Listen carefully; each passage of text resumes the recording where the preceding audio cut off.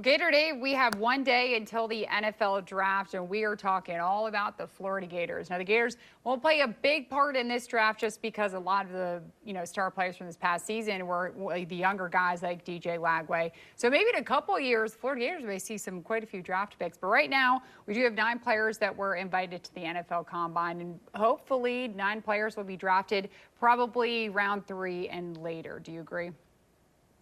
Yeah, I completely agree. Florida had Tyreek Sapp, Caleb Banks. They decided to come back this year. That probably would have been, maybe a second round for those guys. But as you said, Alessandra, Gators with the guys that are in the draft, probably not at the top of the board, first or second round. I'd be surprised if anybody sneaks that high. So yeah, certainly, I think we got to probably wait till round 3 before we see most of these guys get their name called.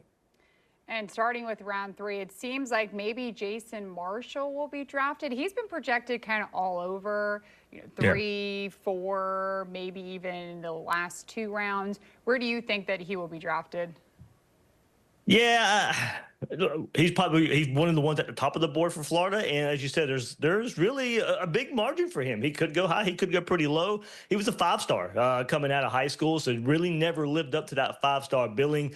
Was really arguably having his best season this past year before he got injured after 7 starts, got a shoulder injury there. So maybe he would have been helped a little bit more if he could have finished the season, because he really was playing his best ball of his career with a new secondary coach. So never really lived up to that 5-star billing, as I said. Better in press man coverage, but certainly it probably lacks the elite top end speed. That's probably what holds him back right now from being a higher draft pick. So if I had to guess, I'd probably say a late 3rd, maybe 4th round is probably about the high. I mean, he could drop, but ideally I'd say probably 4th round pick. And next we have the big guy, 6'6", 328-pound nose tackle Cam Jackson. That some people, I think I even took him in one of my mock drafts to the Jaguars. Yeah, I mean, if you want to run stuffing defensive lineman, that's where you're probably going to go if you're not drafting really a defensive lineman very high. He really stood out at the Senior Bowl. I think that helped Cam Jackson. I actually had him on Gators Breakdown as he was getting prepared for the Senior Bowl and kind of rehashing his Gator career. And look, he transferred from Memphis a couple of seasons ago, played in the SEC the last couple of seasons there for Florida. And while more known as a run stuffer at the defensive line, can apply some pressure up the middle as well. We saw that from time to time at Florida, but certainly, 6'6", 328 pounds, as you mentioned, 3rd, 4th round grade from him. Just a stout presence in the run game. So certainly will get drafted, may end up being the highest drafted Gator when it's all said and done.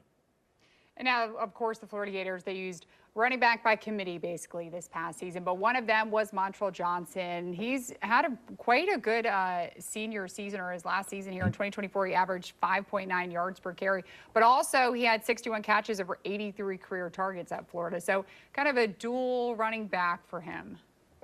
Yeah, for sure. I mean, that's part of the development. He got better as a receiving running back throughout his career there for Florida. So, as you mentioned, a running back by committee. He transferred from Louisiana with Billy Napier's first year. So his first year was at Louisiana, then transferred to the SEC in Florida, and certainly lived up to an SEC running back billing. Not necessarily not the best running back in the SEC, but was a steady presence there. As you mentioned, running back by committee. His first 2 years at Florida, spent a lot of time with Trevor Etienne, who ended up transferring to Georgia, and then fought some injuries this past year, and then with that split some time with Jaden Ball and Jacoby Jackson as well. So he's still got a lot of tread on the tires. He doesn't have a lot of mileage on him, and that probably will help him when his name gets called in the NFL draft. So I think can be a serviceable running back. Actually surprised some people at the combine with a pretty fast 40 time.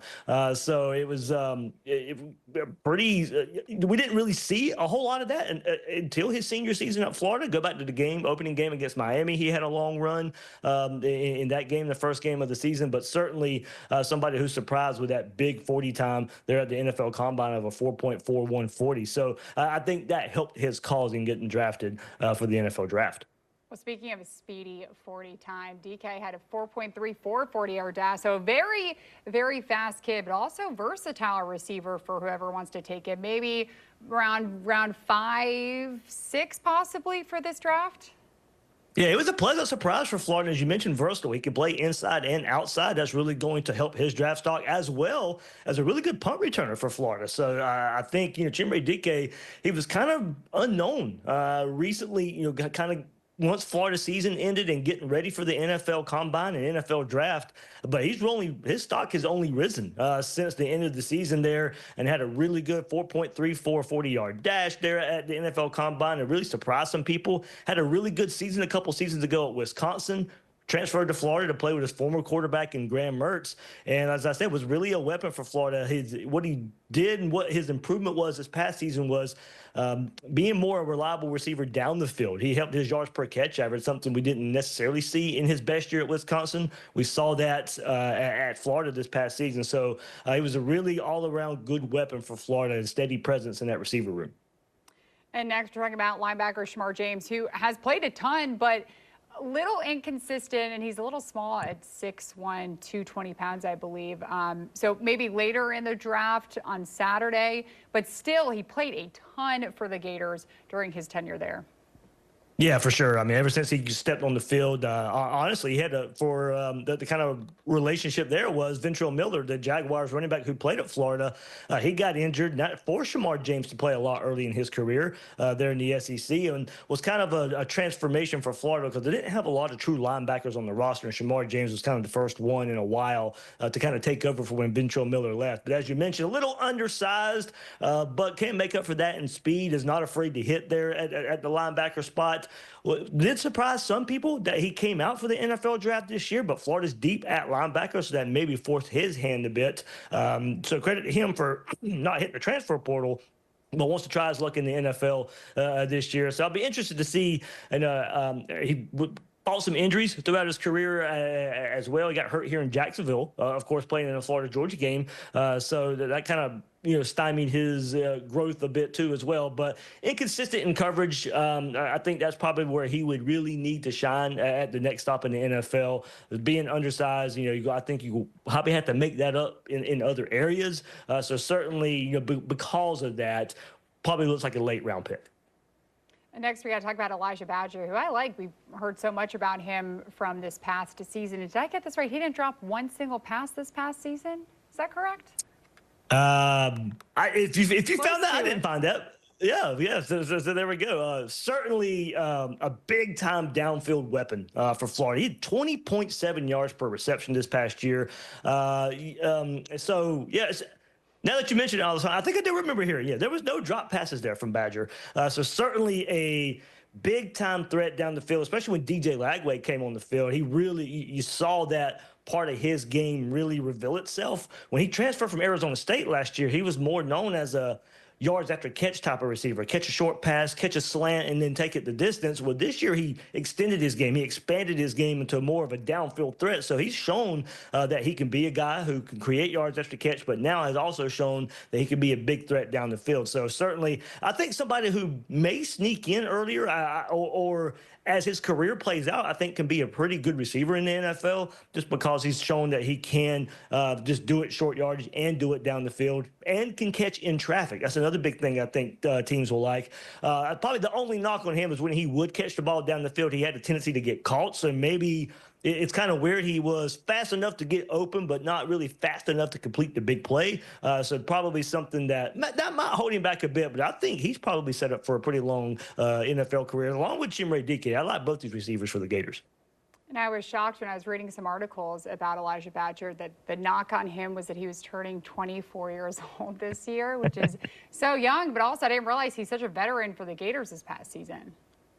Yeah, they really counted on him. Florida really needed to hit the transfer portal, and they hit the jackpot with him and Chimere Dike. And it was a young receiver core, had to hit the transfer portal. So it was a steady presence there for Florida, guys that could play inside and outside, and guys that really, when they went to Florida, kind of the same thing for both of them. They both unearthed about their career that they could be downfield threats in the passing game. And punter Jeremy Crossshaw, he's a 4-year starter for the Gators, probably one of the better punters. And usually around 6, 7 is when the top punters from college football are drafted. That's exactly what the Jaguars did with Cam Little last year. Do you think that he could be, the next one? I remember last year, I think it was like 3 punters in a row were drafted late in round 6. You think he'll be mocked around there? Probably so. Always hard to tell with punters just because of the special teams and the like. But as you said, I mean, he should. I think he was fourth highest in the punt with a punt grade this past year in his final season. So certainly a weapon for Florida. They could really count on him, and I think that can translate well. Florida's had some really good history there with punters at that position recently in the NFL. So certainly, the Townsend brothers come into mind there. So, I certainly, it's a steady presence. As you said, 4 years at Florida, so he's got the experience. He's played a lot of football, and I know for a punter that's kind of weird to say, but he's got the experience, and the experience in one of the toughest conferences in college football. So certainly Jeremy Crossshaw, from Australia as well, so you get some international flavor with him. So always fun interviews with that. So whoever drafts him is going to have some really great interviews on tap, but certainly one of the best punters in college football. Everyone wants offensive tackles, but will Brandon Krenshaw Dixon be one of them that is drafted? I think so. I've seen it all over the board, as you have as well, and that's probably why you have to ask the question, will he be drafted? Because I've seen him as high as third, fourth round. I've also seen him as an undrafted guy, 6'7", 316 pounds, big tackle, with pretty broad frame. 46 starts between his time at San Diego State and Florida. He played both left and right tackle in college, so he offers some versatility as well. So probably scheme limited. I think if you're probably looking for an offense similar to Florida's, where you rely on a power run game and a lot of play action, I think that suited him well in making that transition from San Diego State to Florida. And I think you're probably looking for that to continue in the NFL as well. And we're going to wrap up with our final two, but Triquz Bridges, I've seen him. He was mocked in a few times, but he hasn't been mocked completely. Is he going to be a late, maybe seventh round draft pick, or do you think he will go as an unrestricted free agent? That one's really hard to tell because he was a savior for Florida last season. It was because of his versatility. I mentioned earlier Jason Marshall was injured, and he's the one who took over. And we thought going into the season last year he's going to be a safety. Well, with Jason Marshall and some other injuries in the secondary, they pushed him out to corner, and he played really well. So I think that probably could get him drafted because he was able to show that he could play safety, he could play corner, and play them both at a pretty high level in the SEC. Florida's big defensive turnaround in the second half last year, Triquz Bridges was a big part of that. So certainly I think because of that versatility, he might sneak in to get drafted. The one guy that we haven't mentioned is quarterback Graham Mertz. Now, of course, the injury this past season didn't really help him, but he's been so good for the Gators, especially, kind of being the teacher for DJ Lagway this past season. Maybe he won't get drafted, but I definitely think that he'll be an undrafted free agent and sign somewhere. I do think he has a future in the NFL, maybe not as a starter, but a really good career backup. Yeah, certainly. He's got NFL size, as you mentioned, recovering from that ACL tear as well that he suffered back in October at Tennessee. So, not eye-popping production, but was steady at Florida. He transferred from Wisconsin, played 2 seasons at Florida. Certainly improved his career by going to Florida. But the ceiling's pretty low for him. And I think the biggest knock on him is the lack of, the ability or maybe the unwillingness to throw the ball down the field. So that's the biggest knock on Graham Mertz. We didn't see a whole lot of it in his 2 seasons at Florida. You could tell they tried last year, but it just wasn't working. Got injured early last year, too, with a concussion against Miami. So fighting some injury notoriety as well for that he's bouncing back from this past season. But when he was on the field after that Miami game, certainly carried Florida's offense a bit, got injured against Tennessee when if he didn't get injured, Florida might win that game. So Graham Mertz, as you said, just a heady player. He is a pro's pro. You don't have to worry about anything off field. He's going to be in the film room. He's going to be ready. I just think the physical limitation is going to hold him back. So, yeah, career backup. And look, for one guy I see maybe as a future coach, Graham Mertz is probably that guy. Oh, yeah. No, absolutely. As we wrap up, Gator Dave, I have a trivia question for you. What year did the Florida Gators have the most draft picks in a single season? 2009?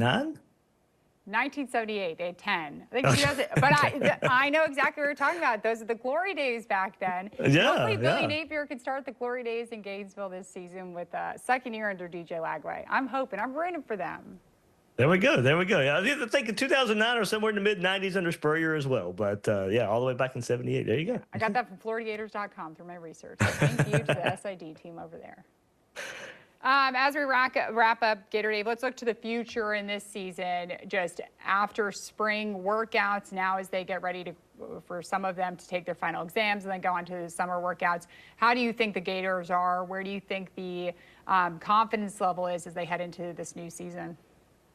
I think the confidence level is pretty high. As I mentioned, we were talking about NFL draft and was thinking Tyreek Sapp, Caleb Banks could really, if they would have declared, would have had their names called in this NFL draft, but decided to come back. So that's the trenches on the defensive side that are led by those guys. And then you go to the offensive side, and they got 4 or 5 offensive linemen returning. So the trenches are taken care of there for Florida, something they're really banking on this year to go along, with, of course, with superstar DJ Lagway, who missed all of spring and was very limited in spring practice, didn't throw at all. But Billy Napier says in a couple of weeks he'll be throwing. He'll be 100% by June, so nothing to worry about there. And then they're really, really happy with the skill player position. Deep at running back with production already, potential at wide receiver with some young receivers, a deep linebacker core on the other side of it. Got to figure out some issues in the secondary.